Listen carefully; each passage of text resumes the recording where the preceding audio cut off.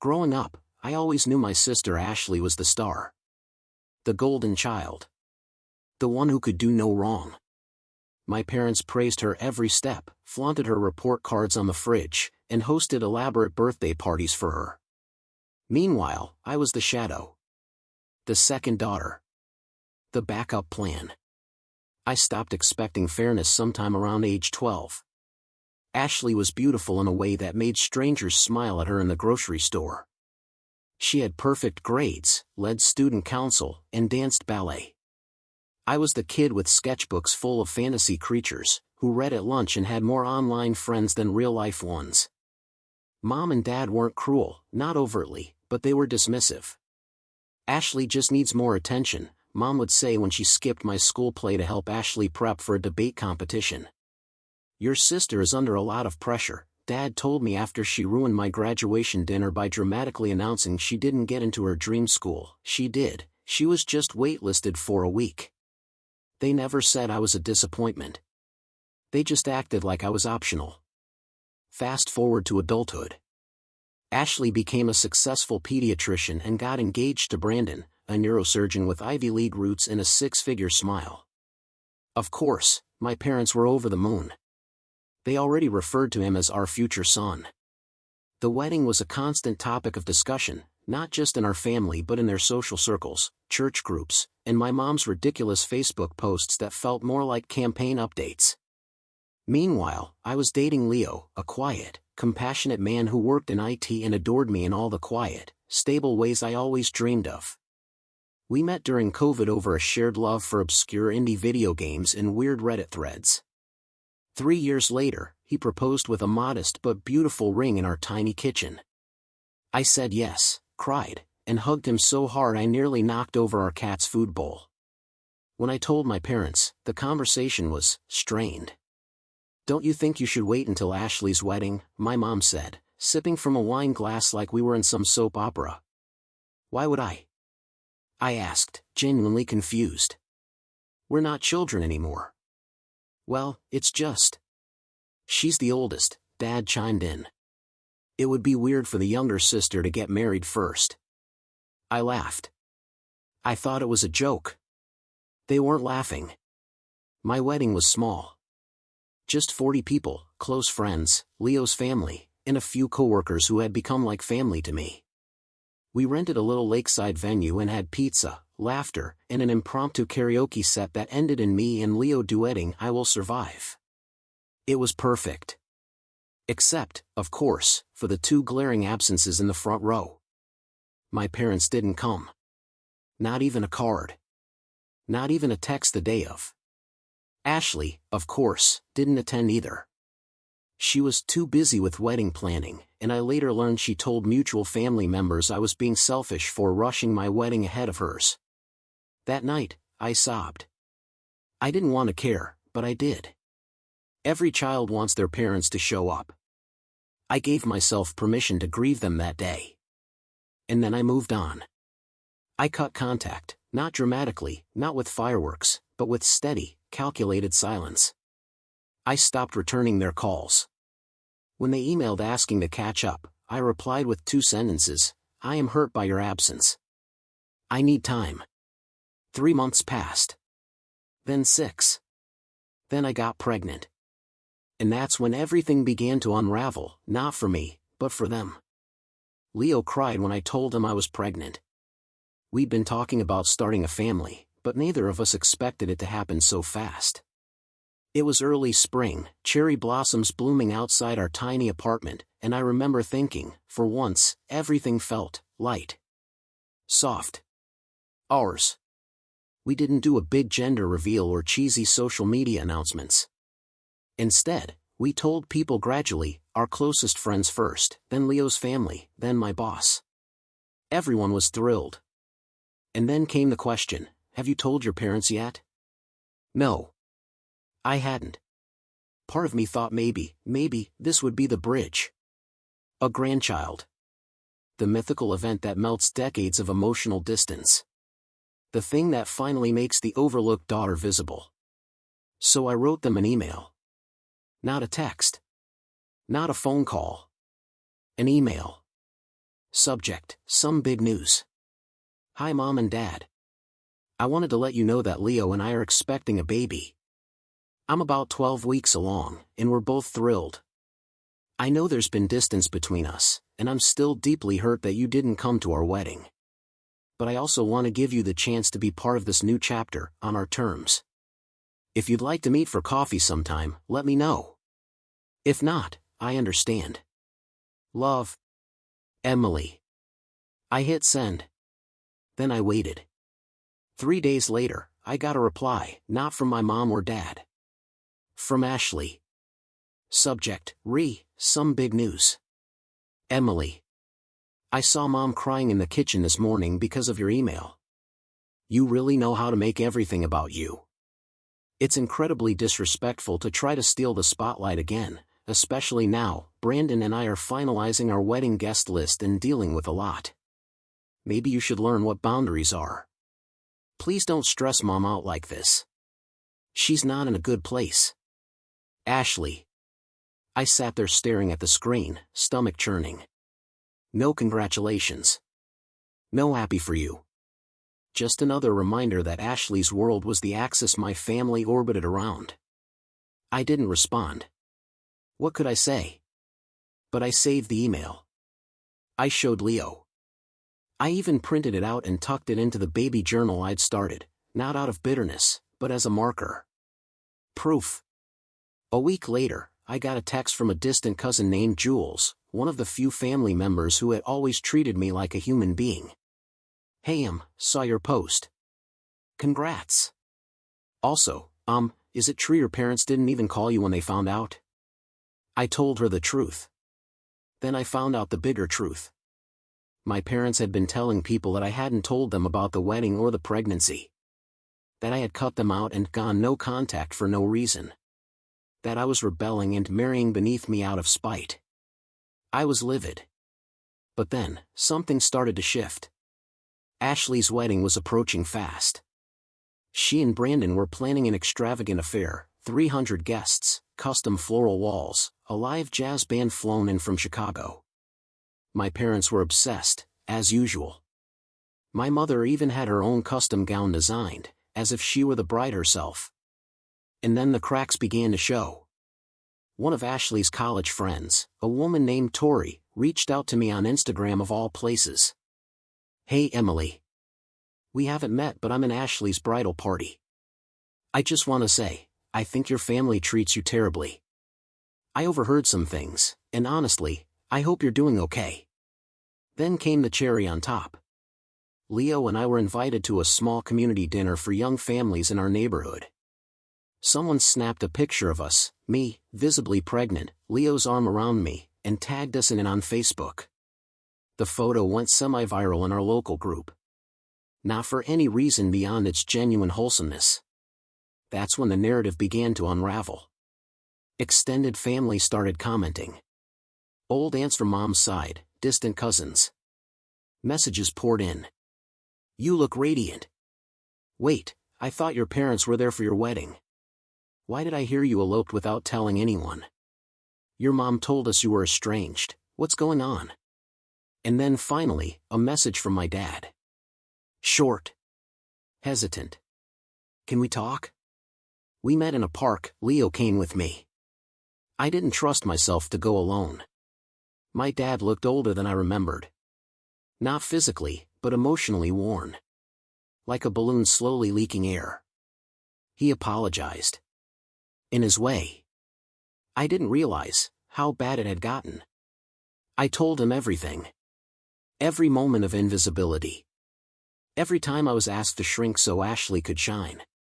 Every bit of love withheld unless it made Ashley look better by comparison. He cried. I didn't. I was done crying. He asked if they could be part of the baby's life. I told him maybe. But it would be on our terms. Mom never contacted me directly. I heard from Jules that she was too hurt and didn't know how to reach out. I'm not holding my breath. Ashley's wedding is next month. I'm not invited. But from what I've heard, not many people are excited to go anymore. The perfect family image is cracking. and I'm okay letting it all fall apart. Ashley's wedding had been marketed, yes, marketed, like it was the social event of the decade. My mom was basically acting as her PR agent.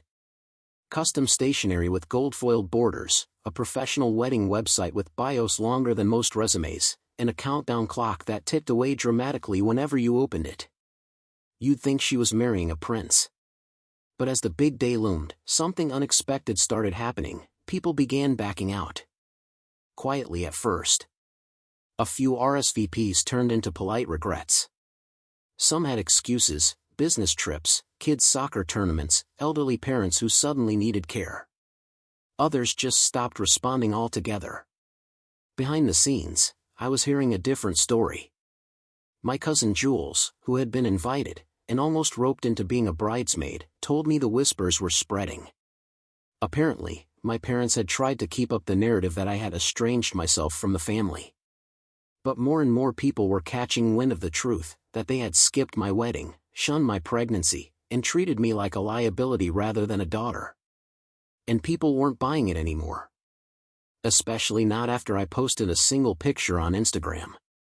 It was me, Leo, and our midwife. No makeup, no fancy lighting, just me smiling, hand on my belly, with the caption, 30 weeks today. Growing love, not resentment. It wasn't a dig. Not really. But everyone knew. The comments exploded. You look beautiful, Em. So happy for you. Wish your family appreciated you the way you deserve. We need to catch up, I'll bring cupcakes and baby clothes. Even people who were invited to Ashley's wedding started sending private messages. One of Ashley's old ballet teammates wrote, honestly, her whole vibe is exhausting. Everything's curated. There's no room for actual joy. Another one said, I felt weird attending a wedding where the bride trash talks her pregnant sister. I might skip it. The final straw?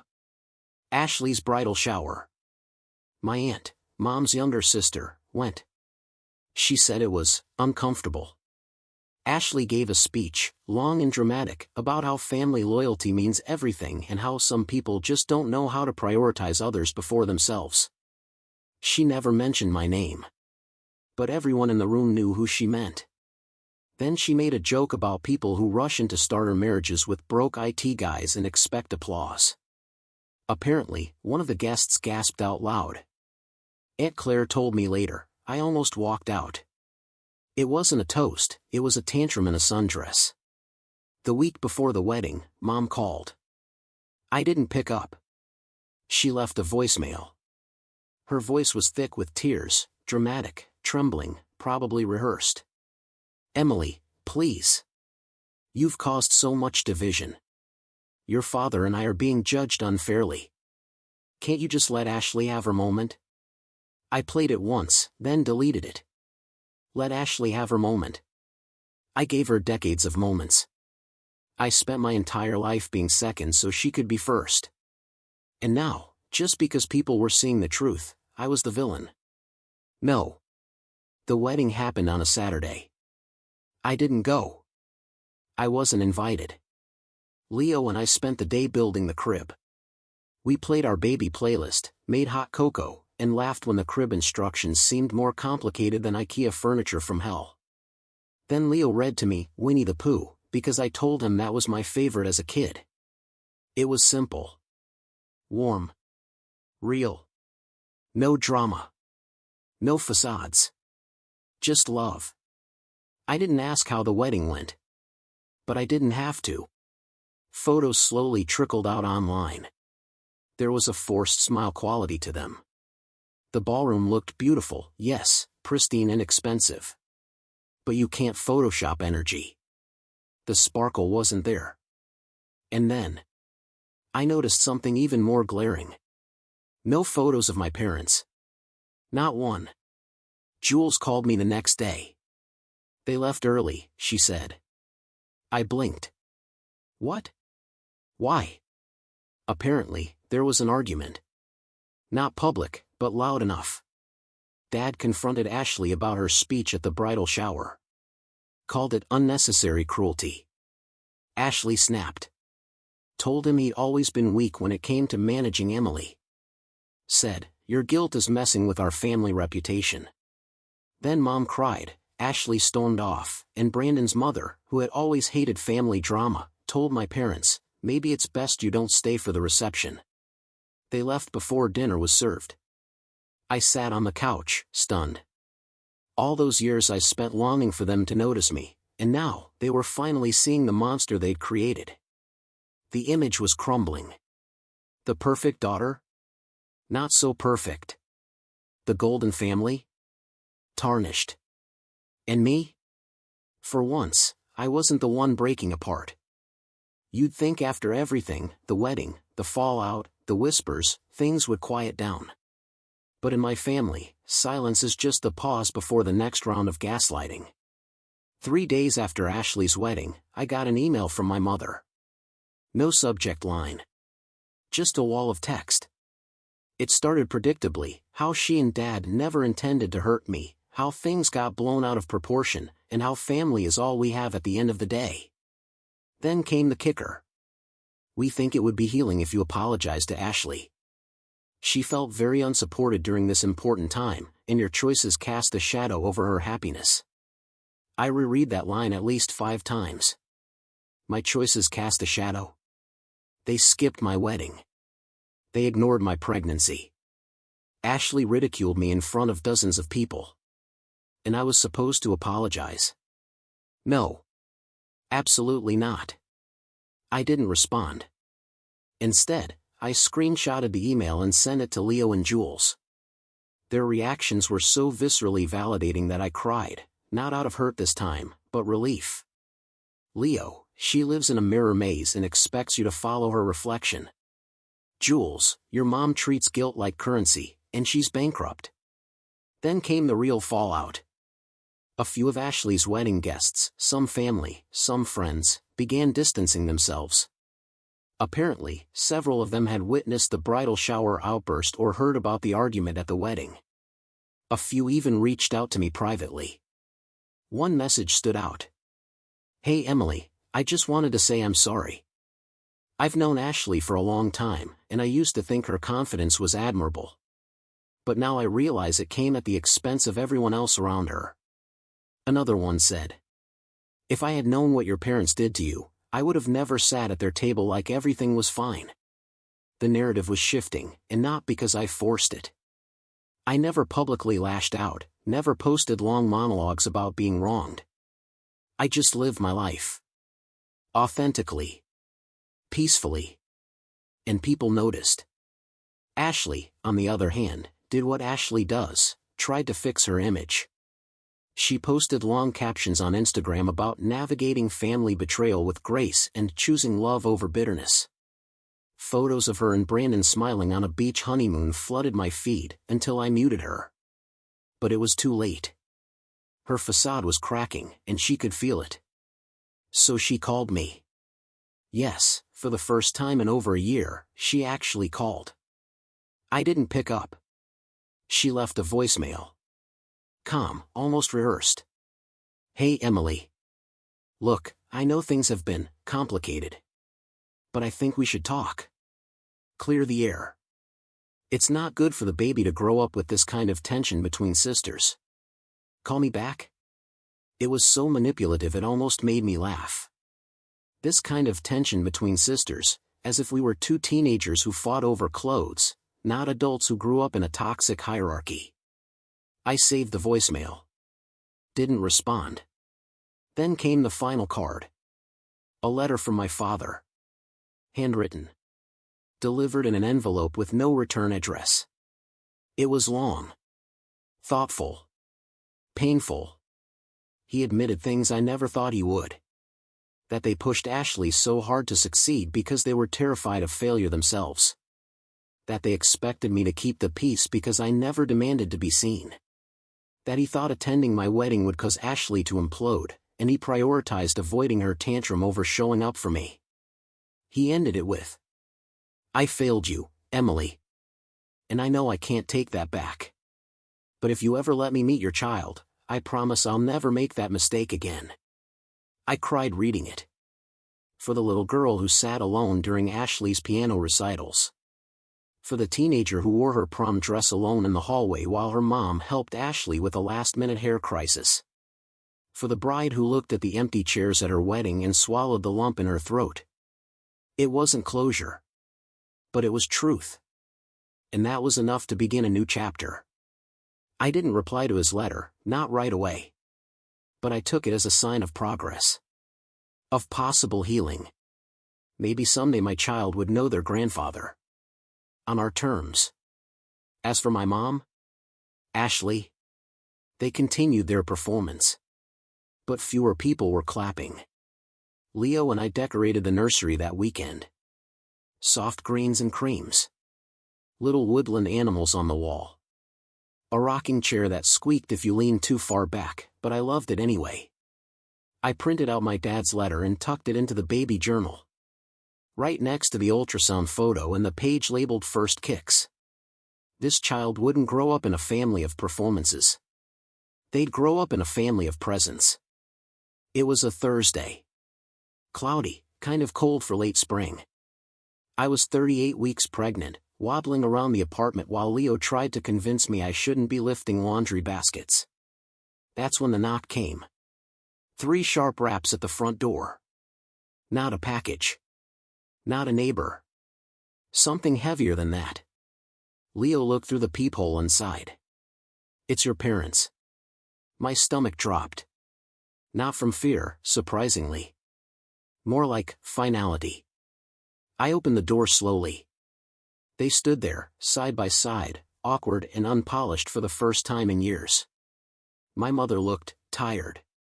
No makeup, hair pulled back. My father held a small paper bag with what looked like pastries. No grand speeches. No dramatic tears. Just, "Hi, Em," my dad said. We were in the neighborhood. Thought we'd stop by. I could have said no. I considered it. But something in me, call it growth, call it curiosity, stepped aside and said, "Come in." We sat in the living room. Leo stayed close, protective but respectful. The air was tense, but not hostile. Just heavy. Then, silence. Finally, my mom broke it. "You look beautiful, honey," she said. Her voice cracked a little. Radiant. I nodded. Then I said it. "Why are you really here?" She blinked. My dad looked at her like he wanted her to be the one to answer. So she did. "I've spent a long time, trying to preserve an image," she began. The perfect family, the accomplished daughter, the social circles, the matching Christmas cards. I thought if I could just hold that image together, everything else would follow. She took a breath, looked down at her hands. But somewhere along the way, I forgot that the image wasn't the family. You were. That hit harder than I expected. She looked up at me again. I was wrong, Emily.